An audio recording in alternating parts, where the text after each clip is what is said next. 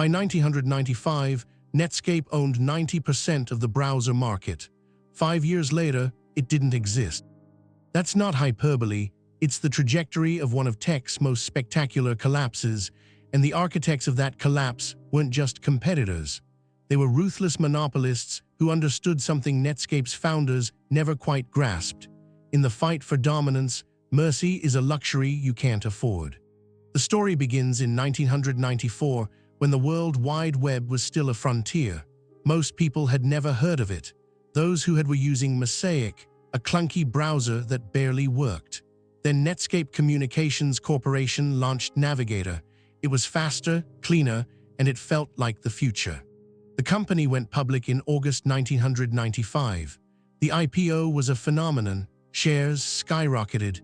Netscape became the darling of Silicon Valley, a symbol of the internet's limitless potential. Fortunes were made overnight. For a moment, it felt like Netscape had already won. But there was a problem no one wanted to acknowledge. Netscape made its money by selling server software, not browsers. The browser itself was given away for free. That business model works only if you dominate completely. And in 1995, someone else was preparing to enter the game. Microsoft had been caught flat-footed by the internet's explosion. Bill Gates famously missed the significance of the web in the early days. But by 1995, that blindness had transformed into obsession.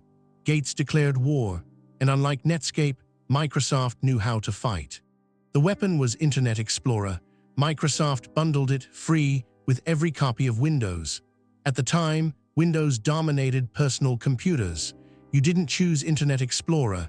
It came with your operating system, like air conditioning comes with a car. Netscape's executives didn't panic immediately. They had the better product. Users preferred Navigator. It was faster, more stable, more innovative. They assumed quality would prevail. This assumption would prove to be their fatal error. What Netscape misunderstood was this: the browser war wasn't about the best browser. It was about market share, and market share in the software world is determined not by merit, but by distribution. Microsoft had distribution, Netscape didn't. By 1997, Internet Explorer's market share was climbing. By 1998, it had surpassed Netscape. By 2000, Netscape controlled less than 5% of the market. The company that once seemed invincible was circling the drain. Layoffs came, key executives fled. The culture that had once felt revolutionary became desperate. In 1998, Netscape made a last-ditch effort. They released their source code publicly, creating what would become Mozilla. It was an act of surrender disguised as innovation. The company was admitting it couldn't compete on its own anymore. That same year, America Online acquired Netscape for $2 billion. It was a mercy killing. AOL wanted the company's technology and its talent. They didn't want Netscape itself. Within months, the Netscape brand was being dismantled. By 2007, Netscape was officially shut down. The browser that once felt like the future was gone. A decade of dominance, followed by a decade of decline and then extinction. It's the kind of arc that should humble any tech executive. But here's what makes this story truly instructive. Microsoft's tactics would later become infamous. The company was investigated for antitrust violations. Regulators claimed, correctly, that bundling Internet Explorer with Windows was anti-competitive. The case dragged on for years. Microsoft settled without admitting wrongdoing. The company paid fines but faced no structural consequences. They'd already won. Netscape was dead. The browser market was theirs.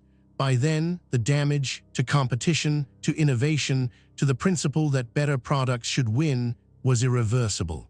The cruel irony: Internet Explorer was objectively inferior to Navigator. It was slower, buggier, and less feature-rich. But it didn't matter. Netscape learned too late what every monopolist already knows: distribution beats product, control beats competition.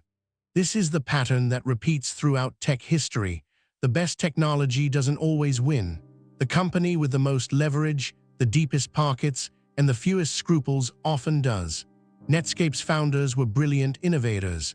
They just weren't ruthless enough. There's a coda worth mentioning. Years later, Firefox, descended from Netscape's open-source Mozilla, would challenge Microsoft's dominance again. It never quite dethroned IE, but it proved something important, that innovation can persist even after corporate extinction. Legacy matters less than ideas. Netscape's final stand wasn't a battle, it was a slow suffocation. And the lesson it teaches isn't about technology at all. It's about power, leverage, and the uncomfortable truth that in capitalism, the rules are written by those who win and rewritten once they've won. Subscribe for more forgotten empires and the architects who built them. There's a new cautionary tale every week.